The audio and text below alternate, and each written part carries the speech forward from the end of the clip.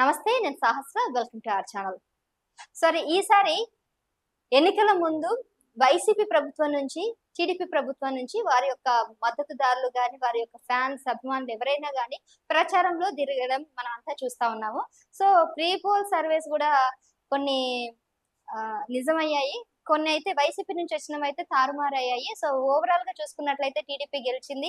YCP ఓడిపోయింది. అయితే గెలిచిన వాళ్ళు బానే ఉన్నారు కానీ, ఇప్పుడు ఓడిపోయిన వాళ్ళ పరిస్థితి గురించి ఆలోచించాలి. ఎందుకంటే, ఓడిపోయారు ఒక వ్యక్తి అయితే, ఓడిపోయేల గురించి మద్దతుగా ప్రచారంలోకెళ్ళిన వాళ్ళు, వాళ్ళకి సపోర్ట్ చేసిన వాళ్ళ పరిస్థితి అయితే మరీ దారుణంగా ఉంది.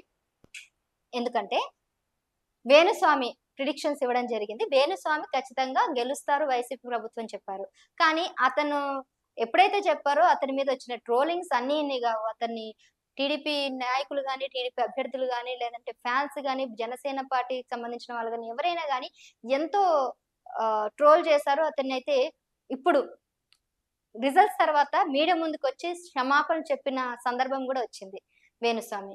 ఇంకా అదే విధంగా మరో ఆహ్, పర్సన్ గూడా ఉన్నారు. ఆవిడెవరో కాదు, శ్యామల, యాంకర్ శ్యామల. ఆమె గూడా వైసీపీకి సపోర్ట్ చేయడం మనం గమనించాం. ముఖ్యంగా ఆవిడ పిఠాపురంలో పవన్ కళ్యాణ్‌కి చాలా ఆపోజిట్‌గా ఉన్నటువంటి మాటలు మాట్లాడడం, ఆయన మీద వ్యతిరేకతగా కనిపించే విధంగా మాట్లాడడం, అతని మీద వ్యతిరేకత వచ్చే విధంగా ప్రచారంలోకి దిగడం అంతా గూడా చూసాం. సో, జనసేన ఫ్యాన్స్ అందరూ గూడా ఆవిడని ట్రోల్ చేయడం అయితే ఎక్కువగా జరిగింది. ట్విట్టర్‌లో, ఇన్‌స్టాలో, ఫేస్‌బుక్ ఆర్ యూట్యూబ్ అన్ని సోషల్ మీడియాలలో అయితే యాంకర్ శ్యామలని ట్రోల్ చేశారు. కొన్ని బెదిరింపు కాల్స్ గూడా ఇవ్వడం జరిగింది. ఈ మధ్యన మీడియా ముందుకొచ్చి ఆవిడ చెప్పడం జరిగింది. అప్పట్లో ఆవిడ కాకినాడకి సంబంధించిన ఆవిడ గాబట్టి, సో, వంగ గీతకి ప్రచారంలో ఆమె ఇంతకుముందు వంగ గీత ఎంపీగా పనిచేశారు కాకినాడకి. మరి వంగ గీతని ఇప్పుడు ఎమ్మెల్యేగా బరిలోకి దించడం జరిగింది పిఠాపురం నుంచి. అది గూడా పిఠాపురం పవన్ కళ్యాణ్‌కి అపోనెంట్‌గా వంగ గీతనైతే నిలబెట్టడం జరిగింది. సో, మరి ఆవిడకి సపోర్ట్‌గా మరి ఈవిడ ఎందుకెళ్ళిందో తెలియదు. యాంకర్ శ్యామల మాత్రం రెయ్యంబావులు అక్కడికెళ్ళి ప్రచారం చేసింది. సో, వంగ గీతనైతే చాలా సపోర్ట్ చేస్తూ గెలిపించండి అది ఇది అని అన్నారు. ఆవిడ గెలిస్తే డిప్యూటీ సీఎం అయితదని జగన్మోహన్ రెడ్డి అప్పట్లో చెప్పిన ఆ న్యూస్‌ని కూడా మళ్ళీ ప్రజల్లోకి తీసుకెళ్లడం, డిప్యూటీ సీఎం కావాలంటే వంగ గీతని గెలిపించండి అన్నట్టు కూడా ప్రచారం చేసింది. ఓకే. ఇదంతా బానే ఉంది. కాకపోతే మధ్యలో ఇంకా ఆవిడకి మద్దతు ఇవ్వడమేమో గాని పవన్ కళ్యాణ్ కూడా కొద్దిగా అనుచిత వ్యాఖ్యలైతే చేయడం జరిగింది. ముఖ్యంగా పవన్ కళ్యాణ్ సినిమాలోనే హీరో తప్ప బయట రియల్‌గా ఎప్పుడు నాకు కనిపించలేదు. ఎవరికి రూపాయి ఇచ్చినా పాపాన పోలేదు.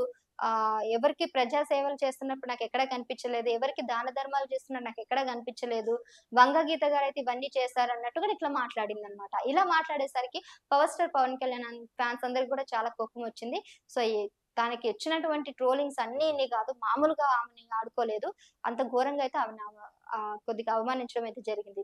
ఆవిడ ఈ రోజు అంటే రిజల్ట్స్ వచ్చిన తర్వాత ఒక వీడియో అయితే మీడియా ముందుకి రిలీజ్ చేశారు. అది మీరు కూడా చూడుదురు.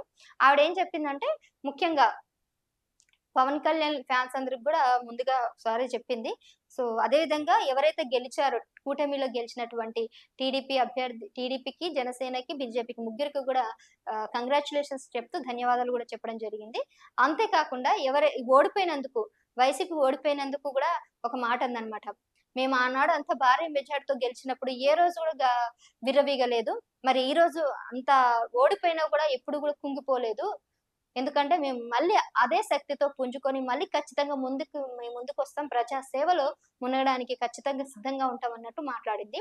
సో, ఓడిపోయినా, గెలిచినా నేనెప్పుడు వైసీపీ వెంటే ఉంటాను. ఎప్పుడు జగనన్నకు తోడుగా ఉంటాను. ఓడిపోయినా అనేసి ఎప్పుడు జగనన్నకు దూరం కాను.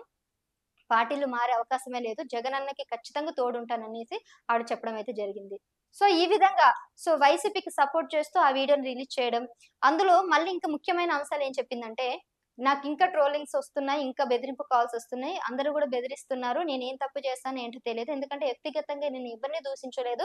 వ్యక్తిగతంగా ఎవరిని కూడా నేనేం అనలేదు. నేను పార్టీ పరంగానే మాట్లాడడం జరిగింది. పార్టీ పరంగానే నేను అక్కడికి వెళ్ళడం జరిగింది. ప్రచారంలో పార్టిసిపేట్ చేయడం జరిగిందని చెప్పింది. ఆమె 2019లో ఒకసారి వెళ్లి కండువా కప్పుకోవడం అయితే చూస్తాము. సో, వైఎస్ జగన్మోహన్ గారు ఆవిడకి కండువా కప్పి పార్టీలోకి ఆహ్వానించారు. మరి 2019లో కండువా కప్పుకున్న శాంబల అప్పటి నుంచి ఇప్పటి వరకు ప్రచారంలోకెళ్ళలేదు. కానీ ఈసారి మాత్రం అది మరి ఎందుకు పిఠాపురంకే ఎళ్లి సపోర్ట్ చేసిందో ఇప్పటికీ అర్థం కావట్లేదు. ఈ వైఎస్ జగన్మోహన్‌కి ఎవరైతే కండువా కప్పుకున్నారో పోసాని కృష్ణమురళి గాని, ఆలీ గాని వీళ్ళందరూ గూడా వైఎస్ జగన్మోహన్‌కి సపోర్ట్ చేద్దామని ఆ పార్టీలోకి వెళ్ళడం జరిగింది. మధ్యలో మాత్రం ఎవరు గూడా వెళ్ళలేదు. పార్టీలు గూడా అంటే వాళ్ళకి టికెట్ ఇవ్వలేదో మరి ఏంటో తెలియదు గానీ, ఎవరు కూడా అంతగా పార్టీకి సంబంధించి ప్రచారాల్లో ఎక్కువ పార్టిసిపేట్ చేయలేదు. కాబట్టి అందరూ బతికిపోయారు. 'ఆలీ' గాని, 'పోసాని' గాని వీళ్ళంతా బతికిపోయారు.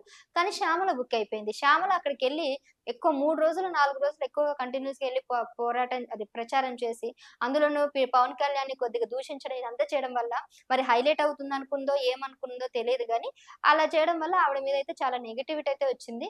మరిప్పుడు ఇండస్ట్రీలో ఆవిడ పరిస్థితి ఏంటా అని గూడా కొంతమంది అంటున్నారు. చూడాలి. అంటే వర్క్ వరకే, పార్టీ పార్టీనే. సో, వ్యక్తిగతానికి, కెరియర్‌కి ముడిపెట్టకూడదనేది మనం చూడాల్సిన విషయం. సో, వర్క్ సంబంధించివయితే నాకు తెలిసి అవతల వాళ్ళు అంత ఇబ్బంది పెట్టే పరిస్థితులైతే ఉండవు. మరి ఈవిడ మున్ముందు గూడా వైసీపీకే సపోర్ట్ చేస్తాను అంటుంది గాబట్టి, మరి టీడీపీ నుంచి మద్దతు అయితే ఆవిడకి రాకపోవచ్చని నేను అనుకుంటున్నాను. ఇన్ కేస్ ఆవిడ అన్నీ మర్చిపోయి ఎప్పటిలాగా ఆమె పనిలో బిజీగా ఉంటే ఎప్పటిలాగా వర్క్స్ అయితే స్టార్ట్ అయిపోతాయి. సో, ఓవరాల్‌గా ఈ రోజు విడుదల చేసినటువంటి ఆవిడ వీడియోకి ఇంకా ఎన్ని ట్రోల్స్ వస్తున్నాయో ఏంటో గూడా చూడాలి.